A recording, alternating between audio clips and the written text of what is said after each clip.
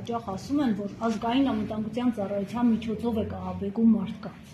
Եվ նաև շեշտում են բարեկամական կապը Սարիկ Մինասյանի հետ։ Նույնիսկ Սուրեն Սուրենյանի շուրթերից հնչեց նման մի բան, որ շահերի բախում է տեղի ունենում։ Միթե չէր կարող ազգային անվտանգության ծառայության ղեկավարը այս ընթացքում արձակուրդ գնալ։ Ազգային անվտանգության ծառայության ղեկավարը չի գնացել արձակուրդ, որովհետև ներգրաված չէ քարոզարշավային ընդրական որևիցե պրոցեսների մեջ, ինքը իր տեղում է, նույնիսկ եթե արձակուրդ է գնալու խառնվել, այդ ժամանակ շատ ավելի աղմկահարույց վերնագրեր էինք ունենալու, որ արձակուրդ է գնացել, օգնում է երկրորդ, չէ, ինքը իր տեղում է, ինքը շարունակում է իր ծառայությունները մատուցել Հայաստանի Հանրապետությունում։ Պարոն Արուշանյան, նախ ուզում եմ ասել, որ ձեր գործընկերներն խախտեցին ասին հանցագործությունը, իրավական ակտ չկա, եւ այսպես անընդհատ ամեն ընտրություններին լինում է նախկինների թվերից 20։ Ամեն ընտրությունների բայջան, ասում եմ, եթե կան հանցագործության նախանշաններ, որ մարդիկ կաշառք են բաժանում, իսկ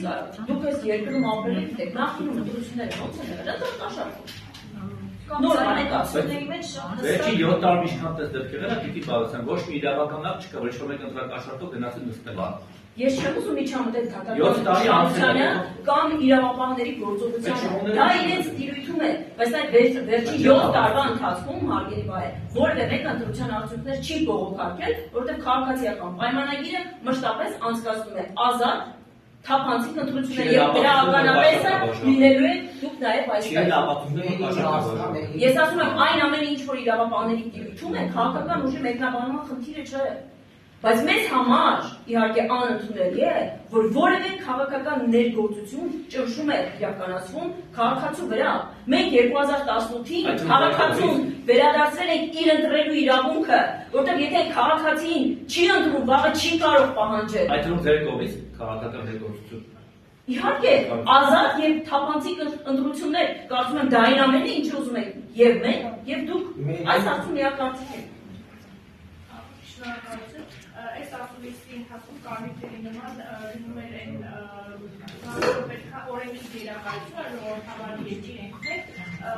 եւ ովքեր օրենք են խախտում պետք է հարգեն իրավապահների ձեռքում, բայց կարգի համար առաջին օրենք խախտողը քաղաքացիական պայմանագիրն է, քանի որ չգիտեմ իրական ինչ է կենտրոնական ընտրական հանձնաժողովի ուշադրությունից վերիպել կամ ինչ են բաց թողել,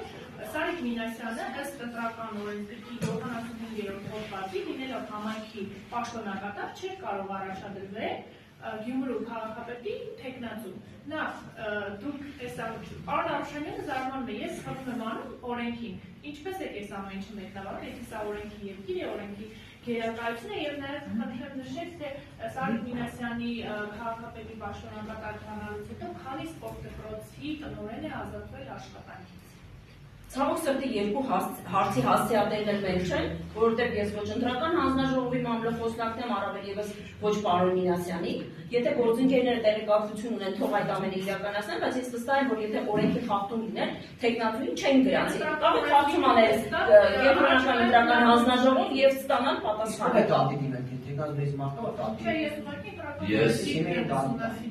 Ես ասեմ, որ այսօր քաղաքապետարանում կան աշխատակիցներ, ես անկեղծ իմ ունեցած տեղեկատվությամբ որևէ մեկ աշխատանքից, մանավանդ սպորտ դպրոցների տնօրեններ, մանկապարտեզների տնօրեններ կամ ՕԱԿ-ների համայնքապատկանար կառույցներ դեմարշատարանի մասով չեմ ասում։ Ես որևէ տեղեկատվություն չունեմ, որ որևէ մեկը ազատվել է աշխատանքից։ Բայց ես ունեմ տեղեկատվություն, որ մարզպետարանում կան այսօր աշխատակիցներ, որոնք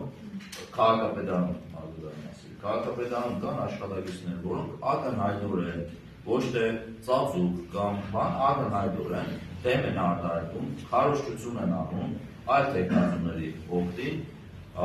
նույնիսկ հրապարակային ինչ-որ ակցիաներ են Գյումրիում, իրենք հրապարակային մասնակցում են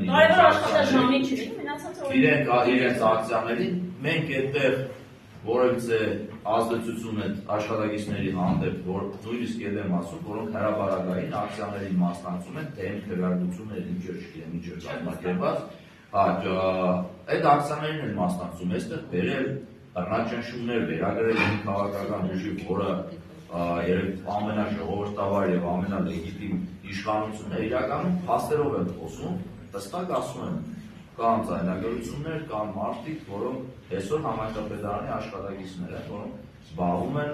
իրենց այսօրվա ղեկավարի, ժամանակավոր պաշտոնակատարի դեմ քարոզչության,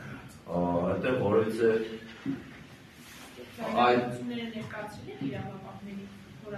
ինչի համար ներկայացնել, մարդ իր ձայնի իրավունքն ունի, ինչի համար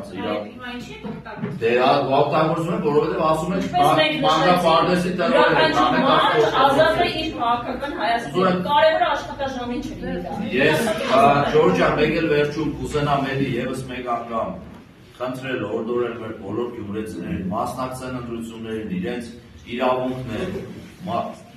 ժողովուրդը դառնում է քաղաքացի ընտրություններին մասնակցություն ունենալով։ Այս ընտրությունները այսօր մենք արտահայտ ենք ունենում, որովհետև 2021 թվականին մարդիկ չուզեցան դուրս գալ տներից, գնան ընտրությունները ու եղավ այս հետևանքը ինչ որ եղավ։ Դուրս եկեք ամսի 30-ին ձեր տներից, գնացեք ընտրատեղամաս կատարեք ձեր որոշումը, ձեր ընտրությունը։ Մասնակցությունը շատ կարևոր է յուրաքանչյուրի համար, որպեսզի դառնաս պահանջատեր քո համայնքի ղեկավարից։